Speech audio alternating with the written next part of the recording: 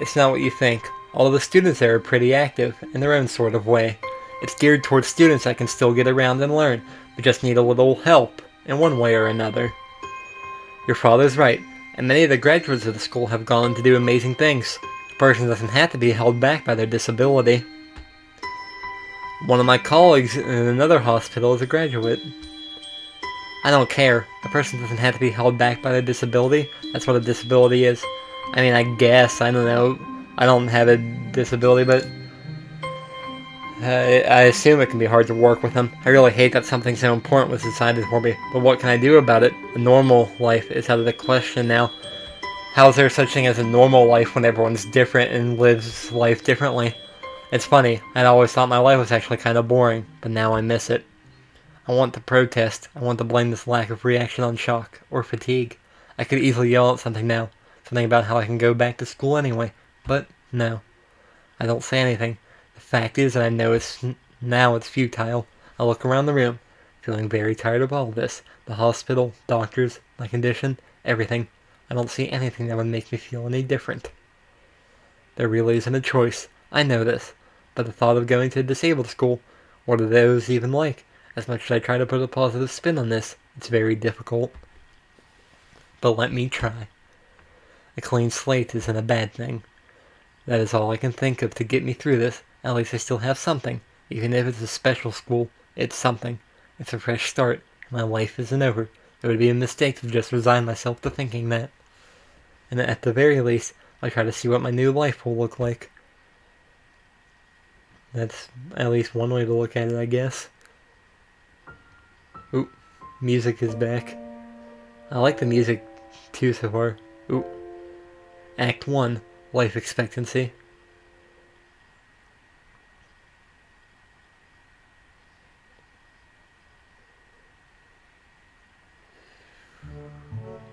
The gate looked far too pompous for what it was.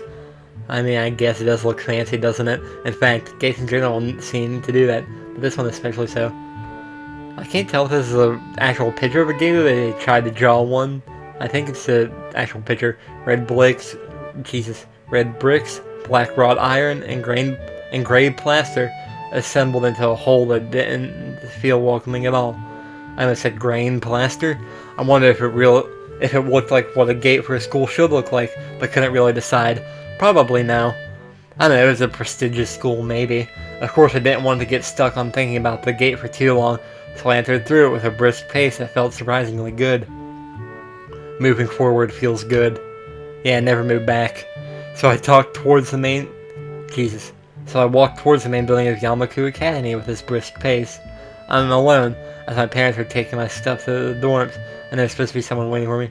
Okay, I think these are art, actually, maybe. Or at least edited in some way, because green trees aren't normally blurry like that. The grounds are incredibly lush, filled with green. It doesn't feel like the kind of grounds a school would have, more like a park, with a clean walkway going past trees and the smell of fresh cut grass and all other park-like things. Words like clean and hygienic pop into my mind. It makes me shudder.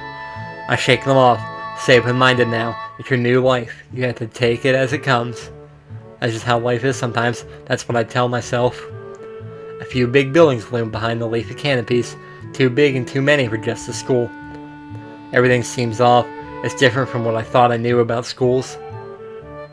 It's an uncanny valley.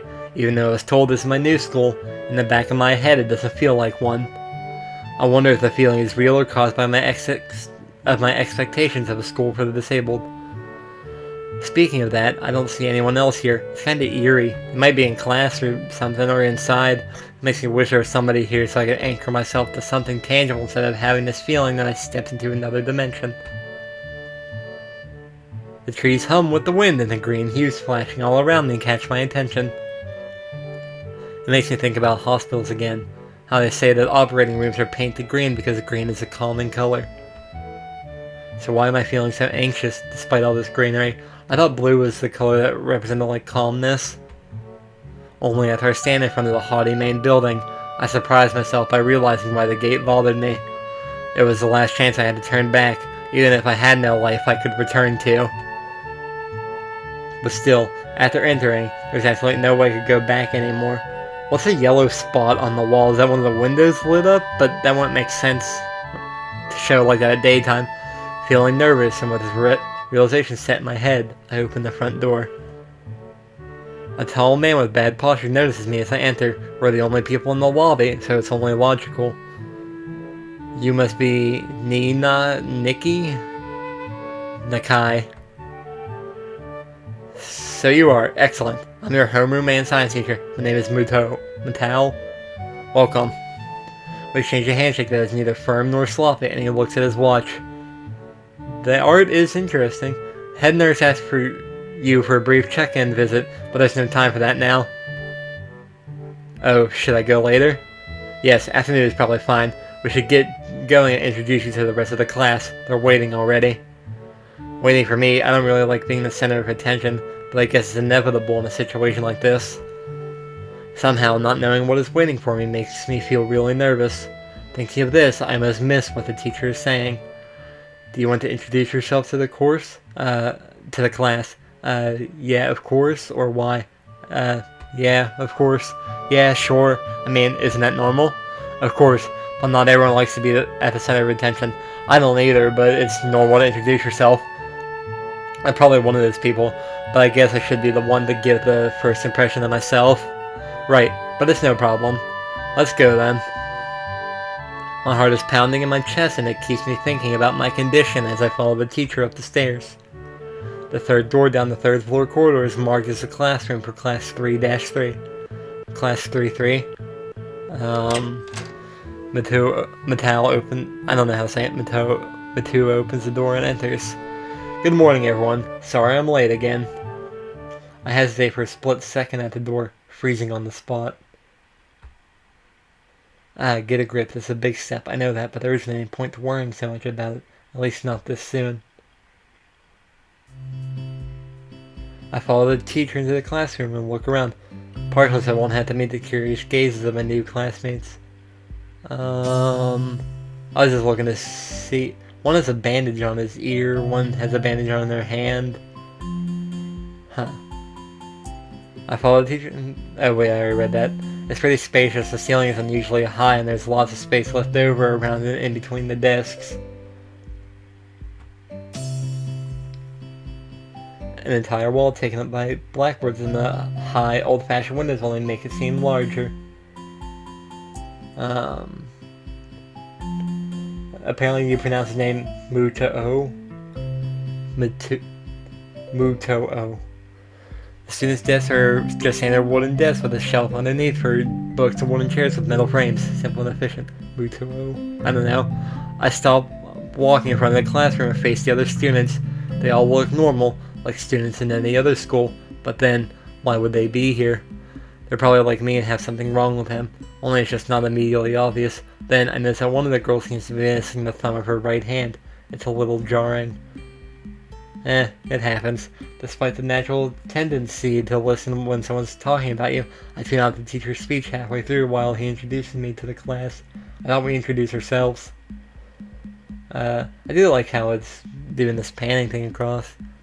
I notice a flash of dark hair and see that someone is looking at me. A girl with really long, straight hair that is pretty eye-catching. As she sees me looking back at her, she covers her face with her hands as if it will make her invisible. There's one boy with a cane leaning against the walkers at the rear of the class. It's weird seeing someone so young with a cane. What girl is he talking about with this long, straight hair? Another girl seems to be making some weird hand motions. Sign language? She peers at me over the rim of her glasses, back to whatever she's doing, then goes back to whatever she's doing. She's kind of cute, so is a cheery looking pink girl with pink hair sitting next to her. She's really hard to miss. I don't know how I didn't notice her the moment I walked in. Okay, so sign language girl is the one that we can see right now. Huh. Please welcome our newest classmate. He claps his hands, and so does everyone else, except one girl in the first row who only has one hand. I cringe a little, but hide it by bowing in thanks for the applause I did not deserve. Is that this girl looking out the window, or the one with her head down? A collective silence tells me that I should open my mouth now. So, I'm Hisao Nakai, and after that, my hobbies are reading and soccer. I hope to get along well with everyone, even though I'm a new student. And after that, I'm being so boring. It's exactly like every self-introduction ever. I should say something more exciting. I end up saying nothing, and the teacher picks up from there. Everyone seems to be satisfied even with what little I said, though a few girls are whispering to each other, throwing glances at me. It could have gone worse. I listen to the teacher as he drones about getting along with while letting my gaze sweep across the classroom. Everyone seems to be listening to him intently. When he's done, they clap their hands again, which feels like a weird thing to do. The first row girl claps on this round with her one hand against her other wrist that ends in a bandaged stump. That might be the girl we've seen all the way over there. It makes me feel a little bad. We're going to be doing some group work today, so I'll give you a chance to talk with everyone. Is that okay with you? Yeah, it's fine with me. That's good. You can work with Hakamichi. She's a class representative. She can explain anything you might want to know, and who else would be able to do that better, right?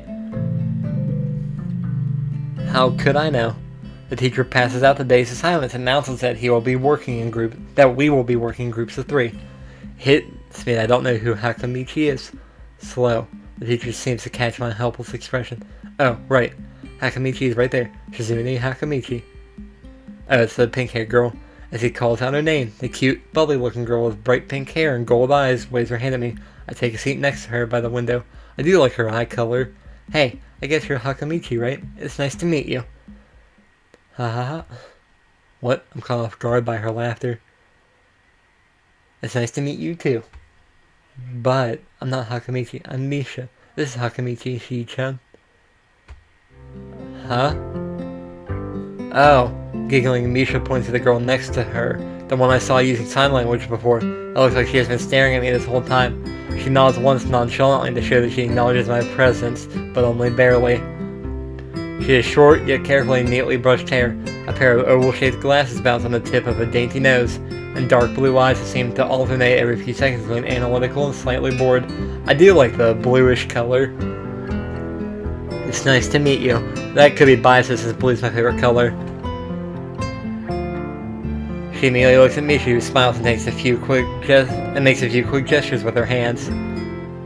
Hakamichi nods and makes a few gestures around. I start to wonder if the teacher was messing with me, saying things like, "You'll be able to talk to people," and "Who better to explain things to you?" I can see you're a little confused, right? But I understand why you would think I was Shi-chan. Shi-chan is deaf, so I'm the person who translates things back and forth for her. I'm like an interpreter. She says it's nice to meet you too. You're the new student, aren't you? Well, Shi-chan, of course he is. If he wasn't, he would have been standing up. He would have been standing up there for no reason, right? Right? He seems like a very interesting person, doesn't he? We knew there was going to be a new student, but we didn't know you would be here today so soon, He-chan, right? He-chan. Yep, it fits, doesn't it? Did I say it out loud? Which was a surprise. I've never liked that nickname. I don't really see how. It fits. You look just like I imagined.